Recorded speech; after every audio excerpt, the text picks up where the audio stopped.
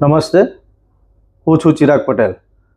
આજે doctors day છે આજે, અને આપણે એનડી દેસાઈની મુલાકાત લીધી છે, જેની અંદર આપણે આપણા પદ્મશ્રી એચ.એમ. દેસાઈ સાહેબ અને અંકુરભાઈ દેસાઈ સાહેબ આ કમ્પલ્સરી ડિરેક્ટર છે. આ ચરોતરની અંદર આપણે જોઈએ કે જે આ એનડી દેસાઈ હોસ્પિટલ છે, અહીં આગળ ડૉક્ટર્સ ડે છે, અને ચરોતરની અંદર આ ડૉક્ટરની ફોજ છે. અહીંયા આગળ આપણે એક ડૉક્ટર નહીં, અહીં 200થી વધારે ડૉક્ટરો છે આપણે અહીંયા આગળ. એટલે આપણે સ્પેશિયલ આપણે ચિંતનભાઈ ઉપાધ્યાય સાહેબ છે, ગાયનેકના નિષ્ણાત ડૉક્ટર છે એનડી દેસાઈમાં, અને એમનું બહુ મોટું નામ છે એમનું. એટલે આપણે એમને આજે વાત કરીશું. આજે ડૉક્ટર્સ ડે છે આજે. ડૉક્ટર સાહેબ નમસ્તે. આપને ખૂબ ખૂબ શુભેચ્છાઓ. આજે ડૉક્ટર્સ ડે છે આજે, બરાબર? સૌ પ્રથમ ડૉક્ટર્સ ડે નિમિત્તે આપનો શું સંદેશ છે આજે? પહેલાં તો આપ સૌ મિત્રોનો, જનતાનો સવારથી આજે ડૉક્ટર્સ ડે નિમિત્તે અમને શુભેચ્છાઓ આપી એ બદલ દરેકનો હૃદયથી આભાર.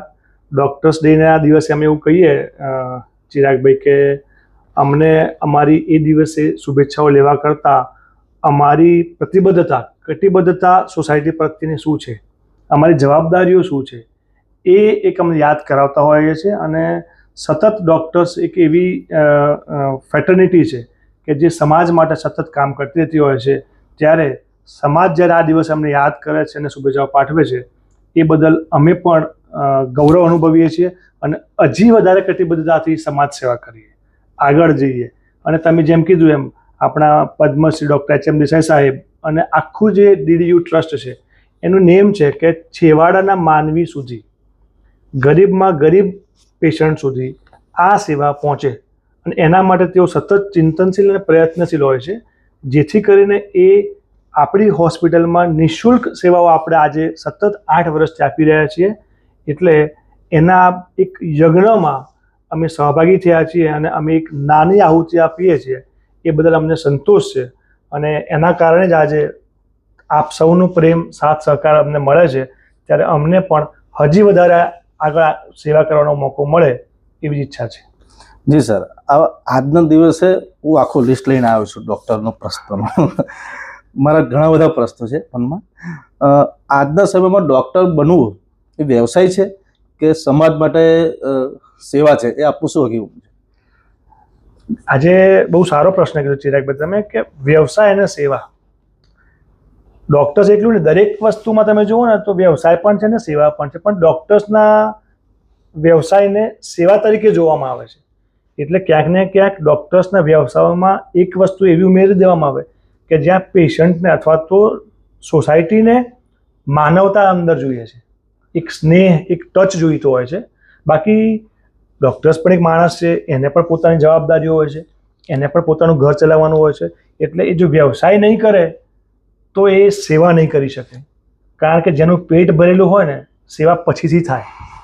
એટલે ડૉક્ટર્સ પોતે પણ પોતાના માટે કરતા હોય છે, પણ સેવા એમાં એક ઉપરનું માધ્યમ છે.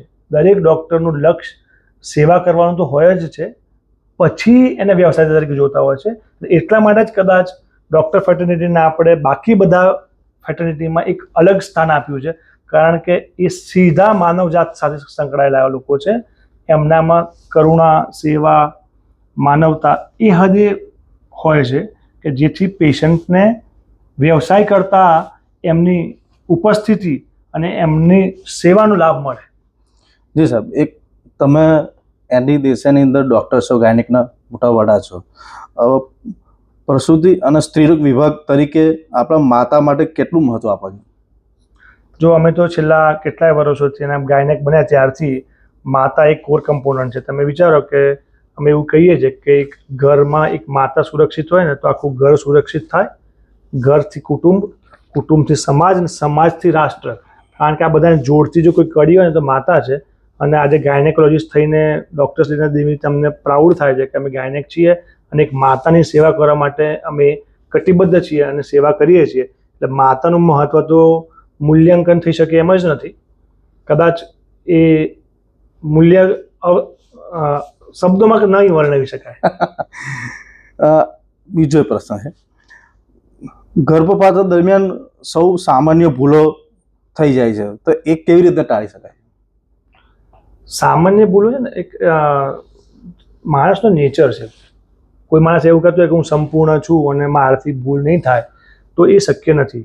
તમે ગાડી ગેરેજમાં લઈ જાઓ ને તો રિપેરિંગ કરવાવાળો માણસ ભલે મેકેનિકલ છે, પણ કદાચ આપણે ફરી ગાડી લઈને જવી પડશે કે ભાઈ આ તો રહી ગયું, આ તો કરી નાખ્યું. તો એક વસ્તુ કેવી છે કે સહજ રીતે સોસાયટી પણ સ્વીકારવું પડશે કે ડૉક્ટર એ પણ એક માણસ છે અને માણસ માત્ર ભૂલને પાત્ર એ તો બધાને જ ખબર છે. પણ જ્યારે આપણે વાત કરતા હોય સહજ ભૂલોની, તો એની પાછળનો ઇન્ટેન્શન ક્યારેય ભૂલ કરવાનો હોતો નથી. ભૂલ થઈ જવી અને ભૂલ કરવાનો ઇન્ટેન્શન હોવો એ બંનેમાં આપ જમીનનો ફરક છે.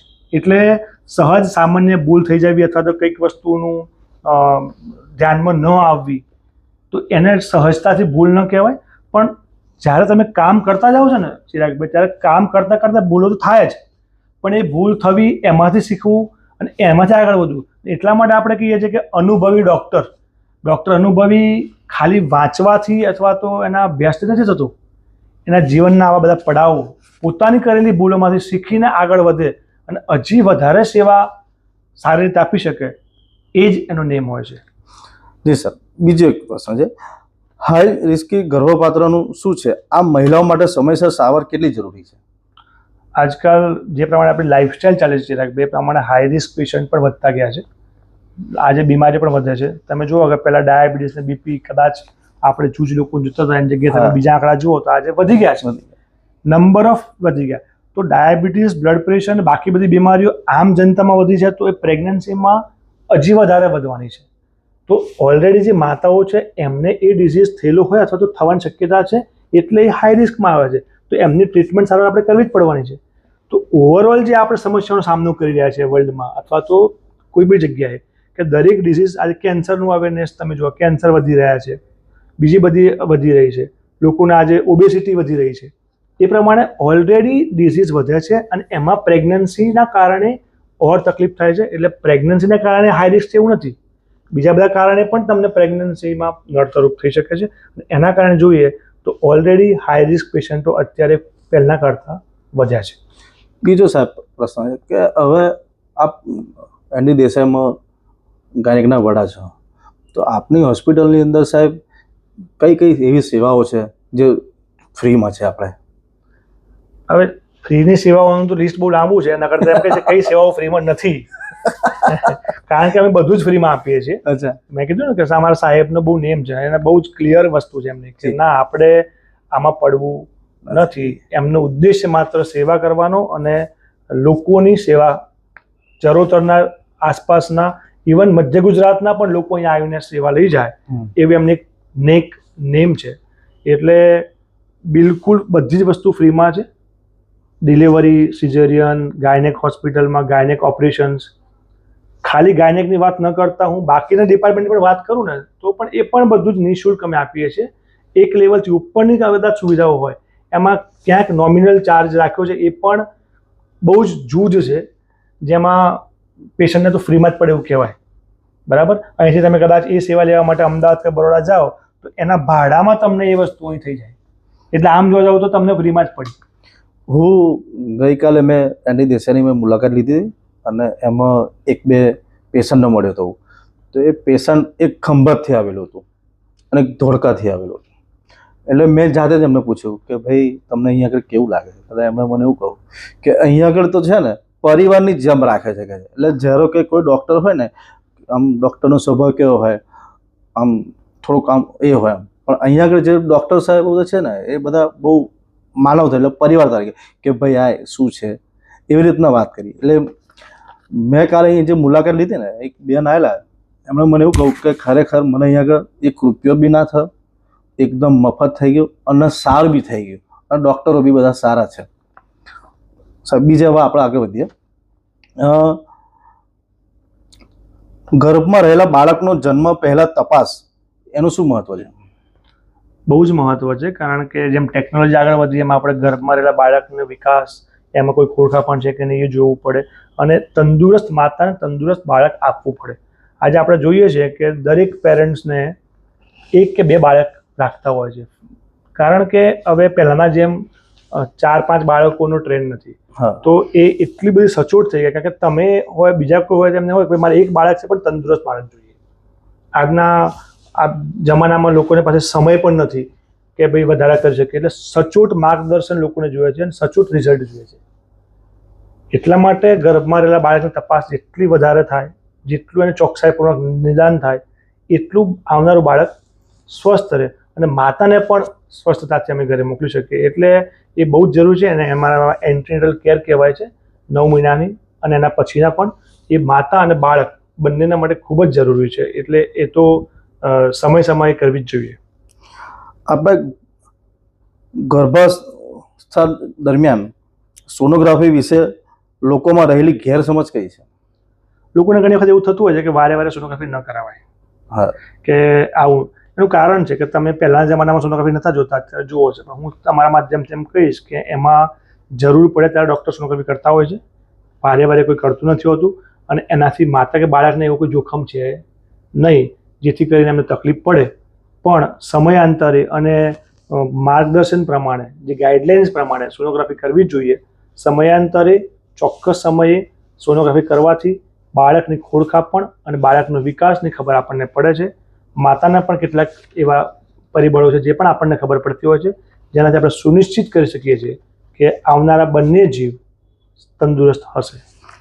બીજું સાહેબ કે એની અંદર છે ને ડૉક્ટરો એવું કહેતા હોય છે કે દર મહિને કરાવી દેવી એમ. એટલે દર મહિને કરાવવી જરૂરી છે કે 2 મહિને કરાવવી જરૂરી છે કે 6 મહિને કરાવવી જરૂરી? દરેક પેશન્ટ ડિફરન્ટ હોય છે. આપણે એક બહેનને કીધું હોય કે તારે દર મહિને કરાવવાની છે, એક ટાઈમ કીધું કે ના તું દર 2 મહિના પછી કરાવજે. તો કયા પેશન્ટને કેમ મહિના પછી કહેવામાં આવે છે એને જનરલાઇઝ કરીને ન જોવું જોઈએ, કારણ કે દરેકનું પરિબળ અલગ અલગ હોય છે. મહિનાવાળાને કેમ કીધું હશે? ધારો કે એને બીપી હશે, એને ડાયાબિટીસ હશે, અથવા એને બીજી કોઈ તકલીફ હશે, અથવા એનું બાળકની જે વિકાસની ગતિ છે કદાચ ધીમી હશે. પણ આપણે જ્યારે જનરલ ચર્ચા કરીએ ને ત્યારે ગામમાં મને તો મહિને મહિને બોલાવી છે, પણ એને પાછળનું કારણ શું છે એ જાણવું જરૂરી છે. બાકી કોઈ ડૉક્ટર મહિને મહિને ન બોલાવે, એના ટાઈમે જ બોલાવતા હોય, એને જરૂર લાગે ત્યારે જ બોલાવતા હોય. કારણ કે એટલું ઇઝી કે ભાઈ સોનોગ્રાફી કરી લેવી અને પછી સીધું જ ટ્રીટમેન્ટ કરી દેવાય એવું નથી હોતું. એટલે દરેક કેસ અલગ અલગ હોય, દરેક માતા અલગ અલગ હોય, દરેક પરિબળો અલગ અલગ હોય. એટલે એને કહેવું કે કોઈકને 4 મહિને ને કોઈકને 1 મહિને એમાં પડવા કરતાં ડૉક્ટર પર ભરોસો રાખીને એ જ્યારે કહે ત્યારે કરવું જોઈએ. અત્યારના સમયમાં કેવું છે સાહેબ કે આ ડિજિટલ યુગની અંદર લોકો યુટ્યુબને બધું જોઈને બધી માહિતી મેળવતા હોય છે. તો આવા સમયમાં ડૉક્ટર અને દર્દી વચ્ચેનો વિશ્વાસ કેવી રીતે જાળવી શકાય? કારણ કે લોકો યુટ્યુબ જોઈને બધું કરતા હોય. તમારી વાત સાચી છે ને. એ ઇન્ફોર્મેશન લેવાનું પેશન્ટના માટે એક સરળ માધ્યમ છે હવે તો. અને હવે તો AI ટેકનોલોજી આવી ગઈ, પેશન્ટો અમારા કરતાં વધારે જાણતા હોય. અમે ચોપડી જાણીને તમને ખબર કલેક્ટ કરીને રિકલેક્ટ કરીને એપ્લાય કરવા પેશન્ટ લઈને આવતા હોય. પણ બધી ઇન્ફોર્મેશન સાચી નથી હોતી. હું તો કહું સાચી હશે પણ ખરી, પણ એ ઇન્ફોર્મેશન કઈ ઇન્ફોર્મેશન ક્યાં ઉપયોગમાં લેવી, કયા પેશન્ટ, એ જનરલાઇઝ ઇન્ફોર્મેશન છે. તમારા કેસમાં એ ફિટ બેસે છે? કારણ કે જો એમ જ આપણે 5 મિનિટમાં ડાયગ્નોસિસ કરતા તો કોઈ પેશન્ટ સર્ચ કરીને પણ ડૉક્ટરના દવાખાને આવતું નહીં. પણ એ ત્યાંથી અહીંયા મતલબ એ ક્યાંક તો જે ઉણપ છે કે ભાઈ મને પાસે આટલું નોલેજ છે, ખરેખર નોલેજ મારા કામમાં છે, મારા રિલેટિવના કામમાં છે, અથવા તો છે તો એને કેવી રીતે ઉપયોગમાં લેવાય. એટલે ડૉક્ટરનું રિપ્લેસમેન્ટ હજી સુધી ઇન્ફોર્મેશને લીધું નથી. બીજી વાત કહું તમને કે જનરલી પેશન્ટો અહીં આવતા હોય એટલે એ તો બધું જોઈને જ આવ્યા હોય ડિજિટલમાં. એટલે એ તમને પ્રશ્ન કરે, સાહેબ હવે આમાં આવું નહીં થઈ શકે? એમાં તમારે એવા કોઈ અનુભવ થાય છે? ના, પહેલા અમારા સાહેબ એક્ઝામ લેતા હતા, પેશન્ટ એક્ઝામ લેતા. અમારે તો એક્ઝામ જ આપવાની એક્ઝામ. બરાબર. તમે પહેલા કીધું ને કે આ વ્યવસાયની સેવા છે, એટલે અમને એ શીખવાડવામાં આવે છે પેશન્ટની સાથે કેવી રીતે બિહેવ કરવું, શું કરવું. અમે પણ આજે પાસ ઓન કરીએ, મેડિકલ કોલેજ ચલાવીએ છીએ. માનવતા, સેવા, પેશન્ટને બધા જ પ્રશ્નો પૂછવાનો અધિકાર છે અને અમે શાંતિથી એનું નિરાકરણ લાવવા માટે નહીં બેઠા હોઈએ છીએ. એ ખાલી પ્રશ્ન હોય કે એનો રોગ હોય, એને સંતોષ થવો જોઈએ. પેશન્ટનો સંતોષ, ગાંધીજી કહેતા ને ગ્રાહકનો સંતોષ એ જ અમારી પૂંજી છે. એમ અમે એમનો સંતોષ આખરી હોય. એટલે પૂછે ને, પ્રશ્નો તો પૂછે, મગજમાં આવે તો પૂછે. સરકાર અને ટ્રસ્ટ એ સંચાલિત હોસ્પિટલમાં ગુણવત્તાત્મક સારવાર અંગે આપનો શું અનુભવ છે? શું કહી શકાય એને? દરેક મેં કીધું એ પ્રમાણે પોતાની રીતે ગુણવત્તા આપવાનો પ્રયત્ન કરતા હોય. સરકાર પણ કેટલી બધી યોજનાઓ લઈને આવી છે, કેટલું બધું કામ કરે છે, બરાબર. અને ટ્રસ્ટ જો અમારું ટ્રસ્ટ છે DDU ટ્રસ્ટ, એ પણ પોતાની કેપેસિટીથી અથવા તો પોતાની રીતે થઈ શકે એટલી મદદ કરે છે. તો મને એવું લાગે છે કે આજના જમાનામાં હોસ્પિટલો અથવા તો દવાખાનામાં બંનેનું મોટું યોગદાન છે. સરકાર પણ એટલી જ મદદ કરવાની ટ્રાય કરે છે. PMJY કાર્ડ હોય અથવા તો એમની બીજી બધી યોજનાઓ હોય, સ્પેસિફિકલી મા અને બાળક માટે સરકારની અઢળક યોજનાઓ છે, જેથી કરીને માતાને અને એના ઘરવાળાને કોઈ પણ જાતનું બર્ડન આવે નહીં. એક સ્ટાન્ડર્ડથી એ લોકો કામ કરતા હોય છે. એટલે 100% સરકારી અને ટ્રસ્ટ હોસ્પિટલોનું જે આજે અમારા હેલ્થ કેરમાં જે યોગદાન છે એ તો એક બહુ જ સારી વસ્તુ છે અને એનાથી સમાજને લાભ જ થાય છે. બીજી એક વાત, આપણે અત્યારે બધા જે નવા નવા ડૉક્ટરો આવે છે, મેડિકલ યુગની અંદર નવા નવા ડૉક્ટરો, યંગ ડૉક્ટરો, એની માટેનો આપણો શું સંદેશ છે? તમે હમણાં 2 પ્રશ્ન પૂછો ને એવું કે પેશન્ટ આવે ને આવા પ્રશ્નો પૂછે તો શું કરવું? આજની જનરેશનને એ વસ્તુ ફેસ કરવાની છે. આ જે યુગ બદલાઈ રહ્યો છે એની સાથે ડૉક્ટર પણ બદલાવવું પડશે. પહેલાં એવું હતું કે ડૉક્ટર સાહેબ જે બોલે એટલે આપણે સાંભળીને એને અમલમાં મૂકતા હતા. આજે એવું છે કે ડૉક્ટર સાહેબને આપણે પ્રશ્નો પૂછીએ છીએ કે આ કેમ, આવું કેમ, આવું કેમ, એટલે ડૉક્ટર્સની જવાબદારી થોડી હજી વધે છે. આવનારા ડૉક્ટર્સોને આ એક મોટી ચેલેન્જ છે કે પેશન્ટ એ તમારું ગૂગલ પેશન્ટ છે, સર્ચ કરીને આવવાનું છે, બહુ ઇન્ફોર્મેશન લઈને આવવાનું છે, છતાં પણ એને આપણે સારી રીતે સમજણ પાડીને ટેકલ કરવાનું છે. એટલે અમે આ હોસ્પિટલમાં અને બીજી કોઈ જગ્યાએ જ્યારે મેડિકલ કોલેજ ચલાવતા હોઈએ છીએ ત્યારે ડૉક્ટરોને ઘડતરનું કામ કરતા હોઈએ છીએ, તો એમને ખાલી નોલેજ એટલું નહીં, આને વિશે પણ તૈયાર કરાવતા હોઈએ છીએ કે ભાઈ પેશન્ટને અથવા સમાજને તમારી પાસે શું અપેક્ષાઓ છે, જેથી કરીને આ અમુક વસ્તુ તમે જુઓ છો કે જે ઘર્ષણ થાય છે અથવા તો patient relation, doctor relation, patient બગડે છે, આ બધું ન થાય. અને સમાજની અપેક્ષા પર અમારા ડૉક્ટરો અને એમાં આવનારી પેઢી ખરી ઉતરે એટલે એ પ્રમાણે અમે એમને પહેલેથી જ ઘડતર કરતા હોય છે. અને આવનારી પેઢીને પણ હું એ જ કહીશ કે એમણે આવી ચેલેન્જીસ માટે તૈયાર રહેવું પડશે કે ભાઈ આવનારા સમયમાં આવી ચેલેન્જીસ આપણને આવશે અને આપણે પેશન્ટને છતાં પણ આપણો ધર્મ જે છે એ આપણે છોડવો નહીં અને પેશન્ટની સેવા કરતા રહેવું. આપના વિભાગ દ્વારા સમાજ માટે કરવામાં આવતા વિશેષ સેવાઓના કાર્ય વિશે જણાવો. અમારા દ્વારા એટલે હવે એઝ અ ડૉક્ટર અમે તો રોજ સમાજની કંઈક ને કંઈક અંશે મદદ કરતા રહીએ છીએ. ડિપાર્ટમેન્ટ હોય, બીજી કઈ વસ્તુ હોય, સમાજની લક્ષી ઉપયોગી અમુક યોજનાઓ હોય, અવેરનેસના પ્રોગ્રામ્સ હોય, કેન્સર અવેરનેસના પ્રોગ્રામ્સ હોય, એટલે જ્યાં જ્યાં સમાજને જરૂર પડે, બ્રેસ્ટ ફીડિંગને લગતા પ્રોગ્રામમાં જ્યારે કે માતાનું ધાવણ, એવી સરકારી કેટલી બધી યોજનાઓ છે. એમાં ND દેસાઈ એક ખડે પગે ઊભું રહી અને સમાજ અવેરનેસના કેટલા પણ પ્રોગ્રામ્સ છે, બ્લડ ડોનેશન કેમ્પથી લઈ અને બાકી બધી વસ્તુ, જ્યાં અમે સમાજને કંઈ પણ મદદ કરી શકીએ ત્યાં અમે ઊભા હોય છે. તમે ગાયનેક ડૉક્ટર છો, તો તમે ડૉક્ટર બનવાની કેમની એટલે ઈચ્છા હતી કે બની ગયા શું? થોડો પર્સનલ પ્રશ્ન તમે પૂછ્યો છે પણ વાંધો નહીં. ડૉક્ટર બનવાની ઈચ્છા તો કોની ના હોય. આજથી 25 વર્ષ પહેલાં હું ડૉક્ટર બન્યો. પરિવારમાં કોઈ ડૉક્ટર ના હોય અને કોઈ તમારા પરિવારના મોભીની ઈચ્છાઓ હોય અને ડૉક્ટર બનવાનું અને બનીએ. પણ જ્યારે મેં ગાયનેક લીધું ત્યારે હું એવું વિચારતો હતો કે ભારત દેશમાં જો ગાયનેક બનવું અથવા તો દેશની સમાજની સેવા કરવા માટે યોગ્ય પ્લેટફોર્મ કયું, તો મેં મારી જાતને પ્રશ્ન પૂછ્યો ત્યારે મને ખબર પડી કે ગાયનેક કદાચ બનો તો તમે એન કેન પ્રકારે તમારી સેવા આપી શકો. એટલે સ્વેચ્છાએ ગાયનેક સ્વીકાર્યું અને એમાં કંઈક કન્ટ્રીબ્યુશન્સ થાય. 2 માતાઓનું પણ જો જીવ બચે આપણાથી તો એ પણ બહુ મોટી કન્ટ્રીબ્યુશન્સ છે એમના પરિવાર માટે, એમના માટે. એક આમ ઈચ્છાથી આપણે આ ફિલ્ડ પસંદ કરી હતી અને અત્યાર સુધી એમાં સૌના સપોર્ટ સાથ સહકાર આગળ વધીએ છીએ. ડૉક્ટર ડે છે આજે, એ નિમિત્તે આપનો શું સંદેશ છે? અંતિમ સંદેશ શું છે? અંતિમ સંદેશ એ જ છે કે ડૉક્ટર્સ ડે છે એમાં પરસ્પર સહભાવના રાખીએ. જેમ લોકોએ અત્યાર સુધી વિશ્વાસ રાખ્યો છે, આપણે કોરોનાના કેટલા બધા વર્ષો વચ્ચે હમણાં જ જોયા છે અને આખી આ વર્લ્ડમાં જે પ્રોબ્લેમ થયો ત્યારે ફ્રન્ટ લાઇન પર આવીને જે લોકોએ વાત કરી છે એ ડૉક્ટર્સ જ છે. સમાજે પણ ડૉક્ટર્સ પર વિશ્વાસ રાખવો પડશે.